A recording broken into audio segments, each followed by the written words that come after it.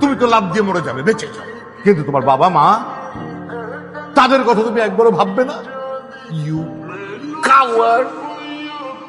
তোমার বাবার phone number দাও, তোমার মার ফোন নাম্বার দাও, আমি তোমার ফ্যামিলিকে জানাবো। হারি আপ, ফোন নাম্বার বলো। আমার কেউ নাই। হোয়াট? কেউ নাই? ঠিক আছে, তুমি এসব সাথে। হয় তুমি আমার পড়াশোনার দায়িত্ব নাও, না হয় আমার এই শহরে থাকা খাওয়ার ব্যবস্থা করো। সবসময় তো টাকা টাকা করো, কারণ আমি বিশ্বাস করতে পারতেছি না যে তুমি আসলেই ভালোবেসে আমার সাথে আসো নাকি আমার সবকিছু দেখে আসো। আমি যদি নিজে সেমিস্টার ফির টাকাটা বেয়ার করতে পারতাম, আমি কখনো তোমার কাছে চাইতাম। আমার নিজেরও তোমার কাছে এভাবে টাকা চাইতে খুব লজ্জা লাগে।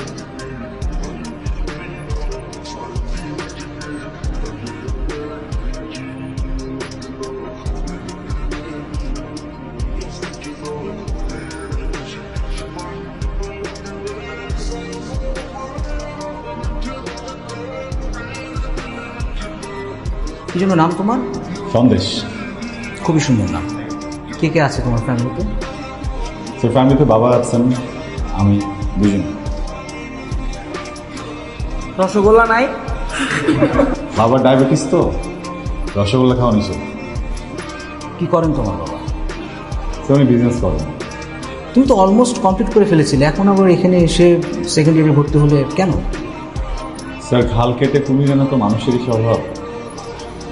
এমন একটা স্বভাব আমার আছে, কুমির চলে আসে, আমার লেখাপড়াটা হয়নি, কিন্তু আবার শুরু করবো। Okay, good.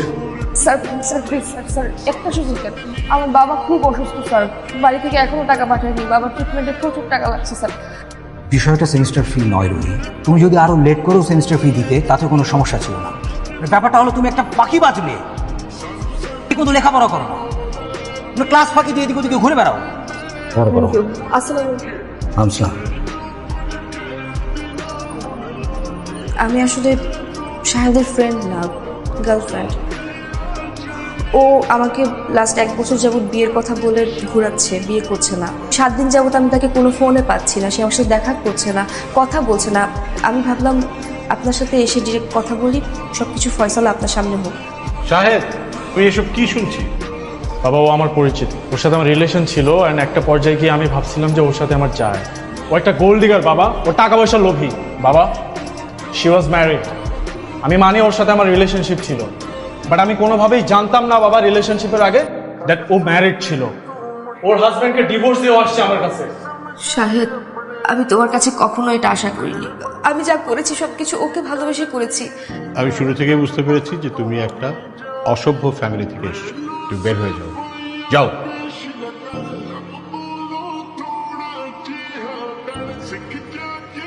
বিয়েটা তো হয়ে গেছে না, সংসারটা করি। কিসের সংসার? আমি আপনার বলছি আমি সংসার করব, আমি আপনার বলছি আমি আপনার বিয়ে করব। হ্যাঁ,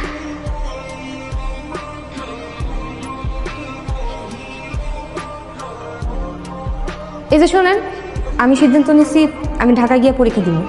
ঢাকায় পরীক্ষা দিতে বকিলিকা? এই আনকার ভার্সিটিতে পড়ো? না, আমি ঢাকায় পরীক্ষা দিব। তোমার দেখাশোনা করবো কে?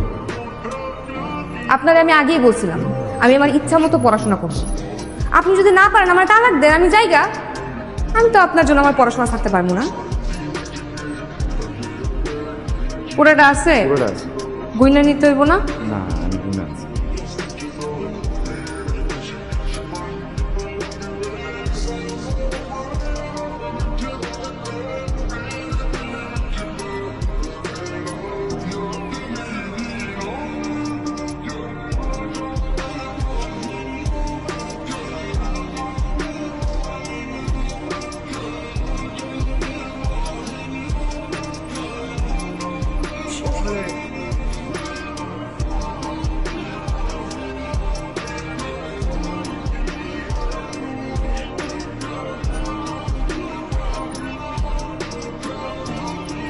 সন্দেশ, আমি তোমাকে এখানে দেখে খুব খুশি হয়েছি। আসলে পরিশ্রম মানুষকে কতটা সফল করে সেটা তোমাকে দেখলেই বোঝা যায়। কি নাম আপনার? রুহি। রুহি, আমি কি আপনাকে চিনি? আমরা কোনো ম্যানারলেসকে হায়ার করতে পারবো না, সো আপনি প্লিজ নেক্সট ক্যান্ডিডেটকে রাখুন। সরি, আপনার চাকরিটা হচ্ছে না, আপনি বুঝতে পারছেন। আপনি না একটু আগে বললেন আমার সব কিছু ওকে আছে, আমি তো ভেবে ফেলেছি আমার জবটা হয়ে গেছে। যে আমাদের এমডি সাহেব যদি আপনাকে শিওর না করেন, সেক্ষেত্রে আমরা আপনাকে শিওর করতে পারবো না।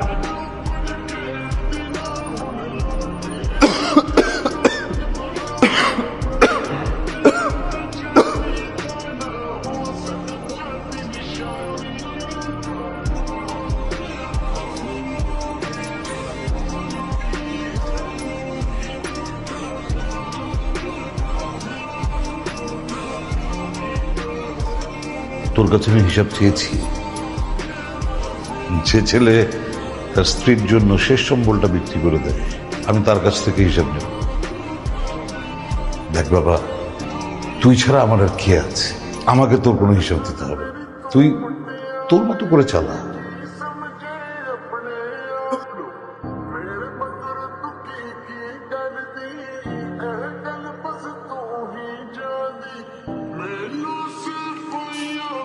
এই কাগজটার মধ্যে একটা সাইন দেবেন।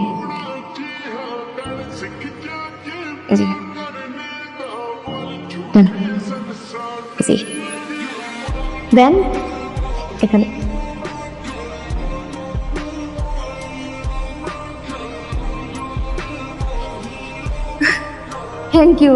Thank you so much.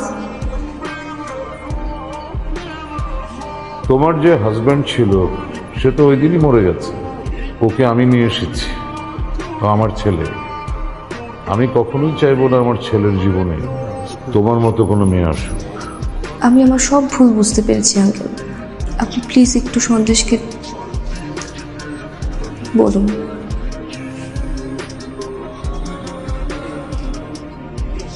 আমি তোমাকে ডিভোর্স দিয়ে আমার কোনো মুখ নেই তোমার সামনে এসে দাঁড়ানোর মতো। আমি নিরুপায় সন্দেশ। আমি শুধু চাই তোমার পাশে আমার বউ হিসেবে স্বীকৃতি পেতে।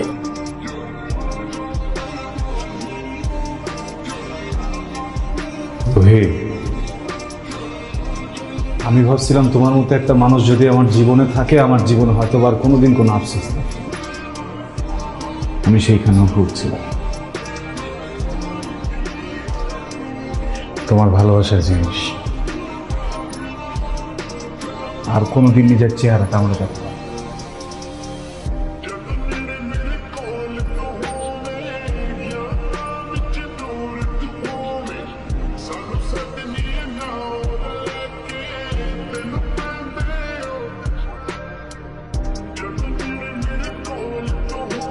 আমার মন বিশ্বাস করতে চায় ও আমার টাকা কেনা, আমার জৌলস কেনা, মাপক কোন